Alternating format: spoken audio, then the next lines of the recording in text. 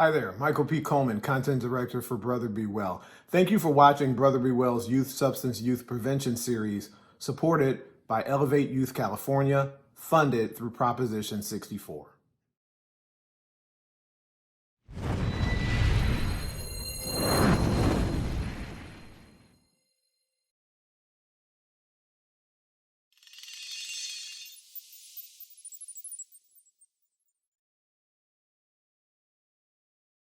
Hi, I'm Michael P. Coleman, Content Director for Brother Be Well.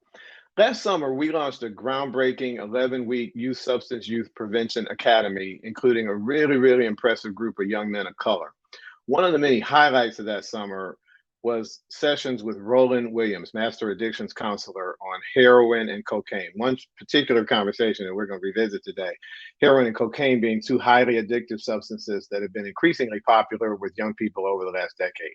So for today's Brother Be Well's youth chat, we decided to bring Roland back, and he graciously agreed to do that. Brother Roland, Master Addictions Counselor, how are you doing, sir? Good to see you. Very good, Michael. Good to see you too, and always an honor and privilege to participate in this work that you're doing with these young people. Honor and privilege is all ours, sir. Really appreciate you being here. We're joined by two of the youth family. We've got Aldo Guzman Mohedano. Aldo, what's up? Good to see you again. Everybody, nice to see you guys. Glad to be here. And another of our youth from the summer, Tex Wambui. Tex, what's up? How you doing? A pleasure to be here. Really good to see you. Good to have everybody here. Welcome back to Brother Be Well. Let's start us out, Roland. Why don't you talk to us about the highly addictive nature of these two drugs, cocaine and heroin? You know, we've had previous conversations, and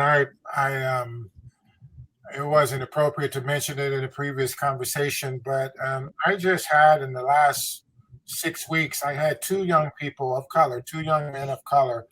One was 18 and one was 31 that both died from an opioid overdose.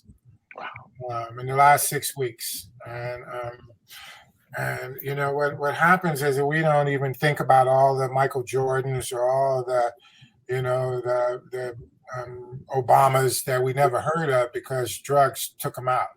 They died because of their drugs before they reached their potential. These two drugs right here, particularly the heroin, are one of the most deadly drugs that you're going to come across.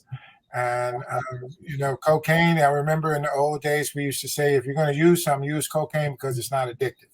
There was a myth that cocaine wasn't addictive 40 years ago. And so people would be, you know, and it was a cool, sexy drug. Before crack, cocaine was actually, rich people used cocaine. Cocaine was like the cream of the crop. Crack came and hit the scene and cocaine was downgraded. You know, heroin has always been like the ultimate high. So people have sought heroin as they progress up the ladder of the hierarchy of drug use from the most innocent to the most dangerous. Heroin and cocaine have always been at the top. They have different appeals, but they have strong appeals. They appeal to a different person for different reasons. And so most people who start using, if they continue the progression and if one drug becomes a gateway drug to another, most people eventually will try heroin and cocaine and are prone to enjoy either one of them very much. It's so fantastic that we've got somebody like you here with so much direct experience, Roland, so you can school all of us, no matter what your age is. We talked about that youth academy, but we can all learn a little bit of something from you. So I really appreciate it. I want to pull our youth in right now. I want to ask a quick question to both of you guys. I'm wondering if you're seeing cocaine, if you're seeing heroin in your schools and in your neighborhoods, and in your experience, how accessible are they to young people your age? Maybe Tex, start us out. Yes, I've definitely seen cocaine and heroin all over the schools I've been to, especially at the college level. It's like a really big party drug that people really try to get into because they see the whole attention that's brought to it and they feel like it's something cool to do. As well as in my communities that I've been in, a lot of the homeless people that I've actually run into, a lot of people who are going to rehab, most of them are experiencing from cocaine and heroin addiction, which has been very detrimental to that. How about you, Aldo? Any direct experience with either of these two drugs? Yeah, really quickly, I mentioned in another session that I personally was interested and intrigued and curious because my friends were doing it. But I actually just remembered, I can't really remember when, but it was this year. This year, I think it was like in March or April. I was at a friend's get together, a kickback, a party, and one of the guys, goes over to the side of the house on a table and pulls out, cocaine, and he starts snorting, and he makes eye contact with another friend, and he was kind of like not peer pressuring, but just inviting him, hey, come try this and come do it with me. And I saw him leaning over doing it, but I was like, is he really doing it? Nah, there's no way he's doing it right now. But that was my experience in person, and it shocked me. Being 22 years of age, having friends that have done it since high school at 18, I'm being exposed to it now. And for a moment, I thought, well, okay, if I do this now, I got to sleep over. I can't drive. I got to do this and that. I was thinking of it in that way, but at the end of the day, I didn't do it. But there was a lot of curiosity into that, and I'm glad I actually didn't do it. I'm glad you didn't do it too. I think I can speak for all of us. We're all glad you didn't do it. Roland, before I go to the next question, you mentioned the two young people. What were those ages again? One was 30 something. The other one was even younger. 31. One was 31. I've been working with for about 5 years, and the other one was 18. I've been working with him since he was 16. Man, and we can all say, 18 is way too young to lose your life. Oh, there's so much life ahead of you. That's so heartbreaking to hear that. So heartbreaking to hear that. Talk to us a little bit. You mentioned a couple of the names, Roland. Cocaine, I've learned it has been known by a lot of names. Coke, crack, crank, flake. What exactly, no matter what you call it, exactly do you use it for those of us that don't know? And what exactly does it do to you? Well, those are very different drugs that you just mentioned. So one of the first things to do would be to clarify what the drug is. So cocaine, which is comes from the cocoa leaf, is what's usually snorted, or they used to freebase it. They used to cook it up and smoke it prior to crack. And cocaine was historically a rich man's drug. It's a euphoric stimulant. It's a stimulant that gives you energy, is short lasting, and it gives you a sense of extreme well-being and positive kind of hyper energy. You feel smart, you feel sexy, you feel euphoric, you got a lot of energy. And then there's crack. And crack was like, for example, you could take a gram of cocaine, which let's say costs $60, and then they cook it up. They do stuff with it, and they come up with this little rock that costs $5. So if you can take this substance and turn it into something that costs $5, there's all kind of other substances in it. So crack is not cocaine. Crack is some derivative of all kind of substances brought together with maybe a trace of cocaine. Like if you go to the liquor store and you buy some Boone's Farm alcohol or some Night Train alcohol, there's not one grape in that. Not one grape in that beverage. And they call it wine.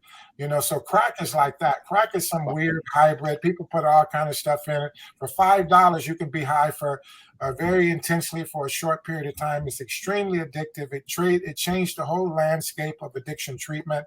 People had been using cocaine or heroin for 20 years. They started using crack, and 3 months later, they were homeless. Wow. Mothers were leaving babies. So crack and cocaine are very different.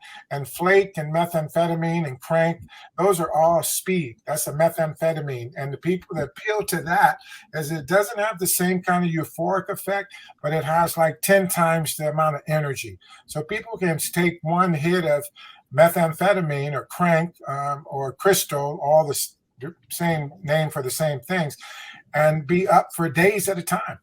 Yeah. A lot of college kids would use some form, Adderall being a prescription one, but some form of stimulant like a speed to help them study and get through it. So it's very popular on college campus. Housewives use it to lose weight. People use it to lose weight. So those are all very, very different. And what they do for you, they give you energy. They're stimulants. That's the first thing. Cocaine has the most euphoric component of that. Crack is the most addictive of all. Crack is more addictive than any drug we've ever seen. Crack changed everything.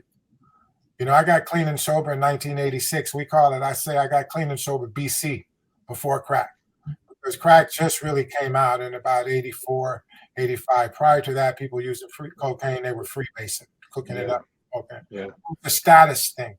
You were cool, you were hip. the rich people, and that's what Aldo was talking about. People would lay it out on the table, and everybody said, "Ooh, look at that guy. He's cool." Yeah. You really helped me understand the difference between crack and cocaine. I never knew that before. The wine analogy is perfect. So now I get it. I've heard other people try to explain it to me, and when you said there's not a single grape in that stuff in the liquor store, I get it now. Crack is really that hybrid derivative. Hi, my name is Kenji Ellsworth, and I was a participant in Brother Be Well. I just want to talk about the experience I had with the program. So for me, I was able to learn a lot about drugs, substance abuse, and mental health issues, and how that specifically applies to men of color.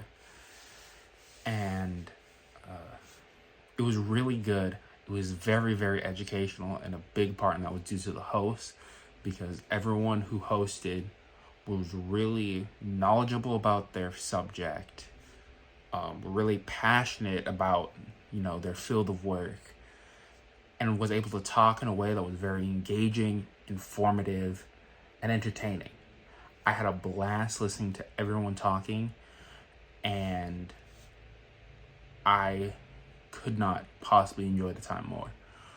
We had really good topics. We talked about eating disorders, ADHD, depression.